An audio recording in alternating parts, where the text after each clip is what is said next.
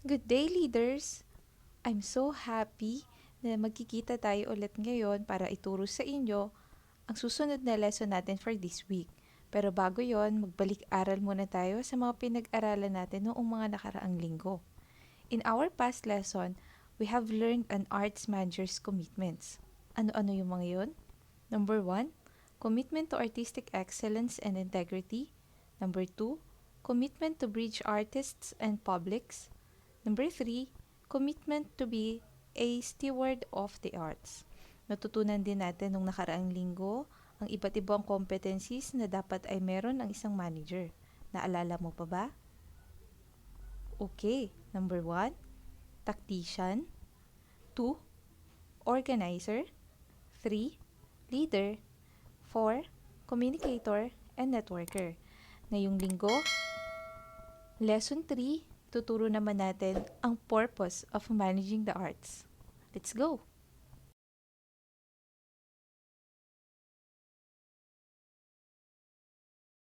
Here are our learning guides for today. 1. What is it about art that makes it timeless? 2. How can art transform a local or municipalities? 3. What can the arts managers do? And lastly, a personal and professional traits are now integrated with bigger picture. Let's examine the different reasons why arts management is a worthwhile endeavor and relevant disciplines. Managing the arts explores the boundaries of social, economic, and aesthetic goals. Ulitin natin, social, economic, and aesthetic goals. The need for the arts manager, professionals, and leaders ay totoong kailangan lalo na dito sa atin sa Philippines. Ngayon, pag-aaralan natin ang una sa mga ito. There is the need to conserve and transmit heritage. Ano ang tangible heritage? It is consists of objects and landmarks that are found in one locals, municipalities, or communities steeped in the history of the community and the generations of families who have played the role in its transformation. Meron din naman tayong tinatawag na heritage or intangible heritage, which consists of sounds, performance, and ideas. They are often susceptible to change, and they're always in danger of being forgotten dahil sa kakulangan ng visual material evidence. Magbigay tayo ng mga example. Number 1, the Baroque churches in the Philippines. There are collections of 4 Spanish colonial era Baroque churches in the Philippines, and these churches are also considered as national cultural treasures of the country. Namely, San Agustin Church in Manila, Santa Maria Church, Miagao Church or Church of Santo Tomas de Villanueva. Another, the historic town of Vigan. These are the examples of tangible heritage. Puerto Princesa Subterranean River National Park. We also have rice terraces of Cordillera. We have Tubataha Reefs Natural Park and Mount Hamiguitan Range Wildlife Sanctuary. It is located in province of Davao Oriental, and the mountain in its vicinity has one of the most diverse wildlife population in our country. An example naman ng intangible heritage, a tagging ritual called Punok, part of the post-harvest ritual Huwa in Hungduan Town, Ifugao Province. The Punok ritual is a tradition in Ifugao performed in celebration of a bountiful harvest. Punok, which is held along the Hapaw River, marks the completion of the rice harvest and the beginning of the new agricultural cycle. Another example ng intangible heritage are the hudhud chants in Ifugao.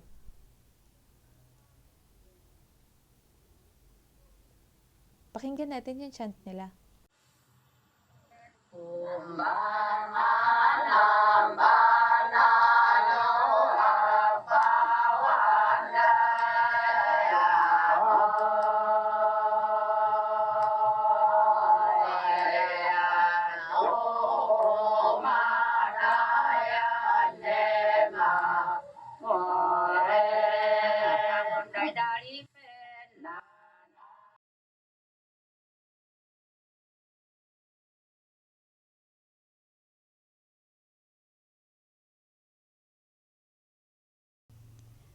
The second reason is the growth of art collection. These collections are cultural assets and family legacies. At the same time, there is a need to ensure that creation will be under the custody of private and institutional patrons so that they may be cared or gathered, amassed, and one day shared with the public. An example of this is the Balay Negrense, also known as Victor Fernandez Gaston Ancestral House, in a museum in Silay City, Negros Occidental in the Philippines, showcasing the lifestyle of a late 19th century Negrense sugar baron. Another example is Brian Grossman's sculpture. Brian's sculptures in alabaster and bronze have been exhibited throughout the U.S. and won numerous awards. Greatly admired among his peers, and he is fast becoming one of the most collectible artists in the country. Brian Grossman is an American sculptor and photographer. You can visit his website, and if you are interested sa mga sculptures niya, you can email him or visit his gallery pero sa Amerika. Let's proceed to the third reason bakit kailangan natin ng arts managers sa Philippines. The third reason is that the arts scene in metropolitan centers and regional areas have become robust. The example of this is the Angono Petroglyphs. Kung familiar kayo dito at nagja-jogging kayo sa may bandang Thunderbird Resort, it is the oldest known work in the arts in the Philippines. And this site is located in the province of Rizal, or sa may Binangonan, and there are 127 human and animal figures engraved on the rock wall, probably carved during the late Neolithic and before 2000 BC. Pwede kayo mag-visit dito. Wala po itong entrance fee. Another example of this is sa Ayala Triangle sa may Makati City na taon-taon since 2009 ay nagkakaroon sila ng light show kapag bare months. Another example is the Venice Grand Canal Mall in McKinley, BGC, Taguig.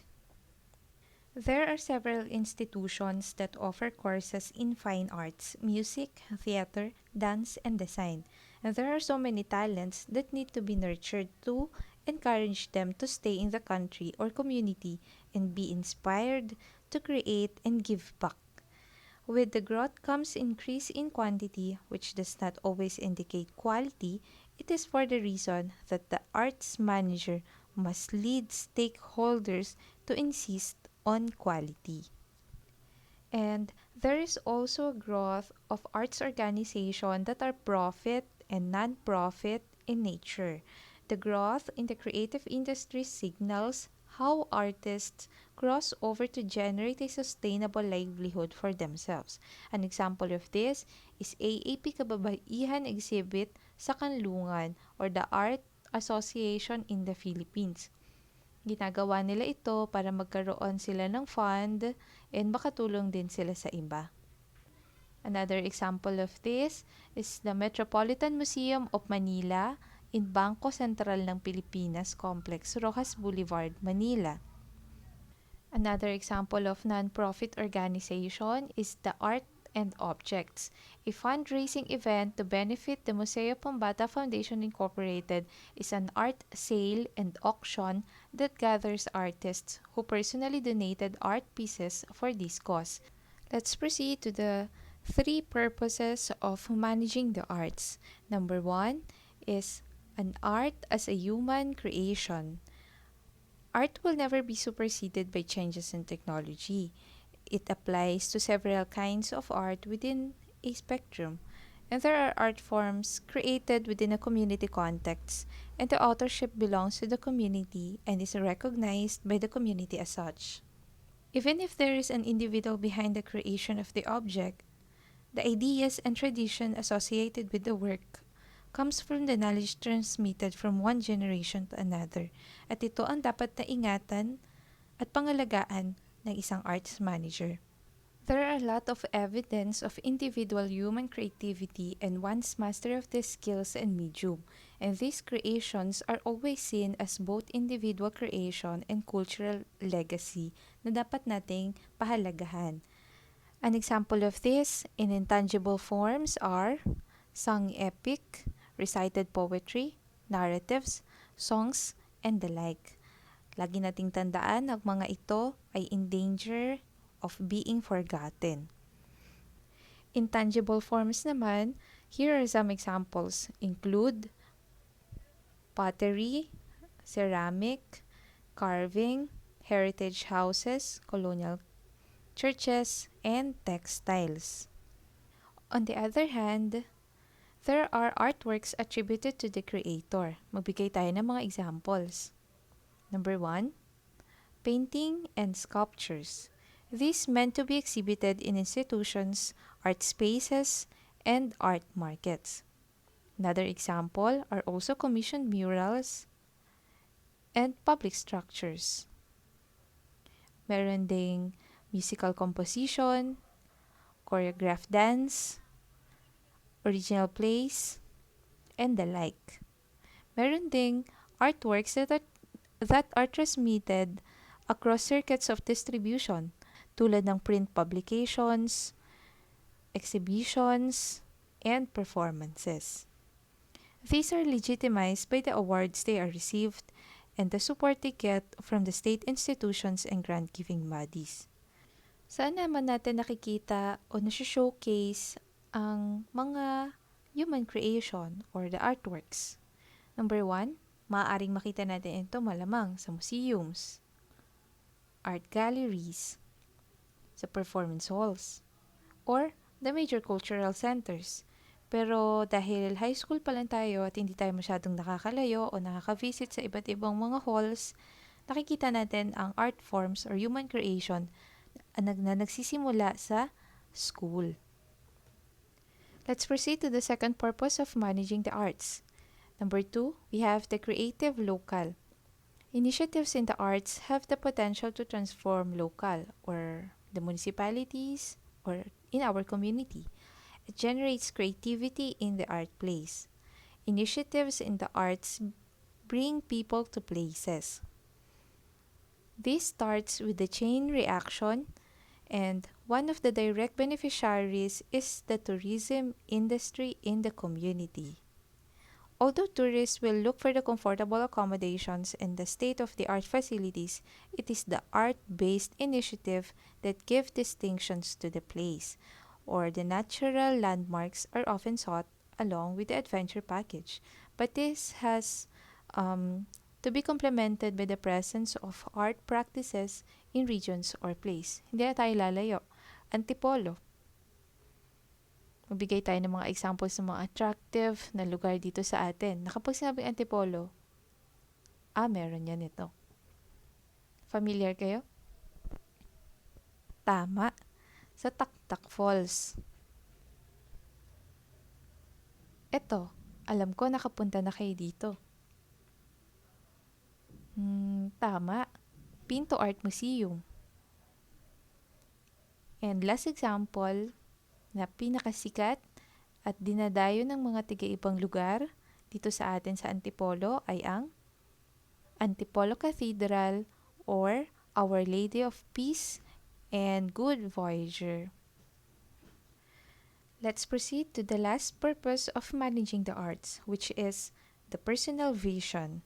Based on Yost's definition 2007, crafting a personal vision is imagining how one's work would fit into one's life as a whole.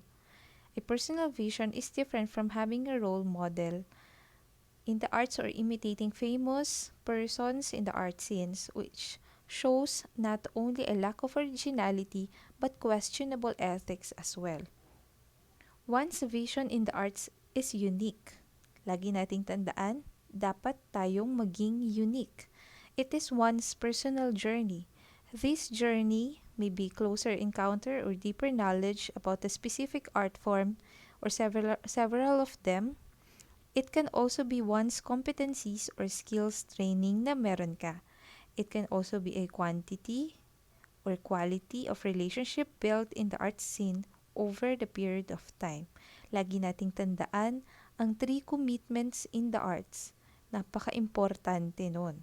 However, one has to craft his or her personal vision that takes the purpose of managing the arts into consideration. Arts management is a huge responsibility and a lifetime endeavor. An arts manager needs to be committed to artistic excellence, bringing artists and publics, and being stewards of the arts. Self-awareness is an important first step in building a career in arts management. In this way, strengths can be further owned and weakness can be addressed. An arts manager is a tactician, organizer, and leader, and he or she must also be skilled communicator and networker. Arts has the capacity to inspire people and transform place. A good arts manager can be help realize these potentials. This is the end of chapter 1, and next week, welcome to lesson 4 and the second chapter of this subject. Thank you. Have a nice day.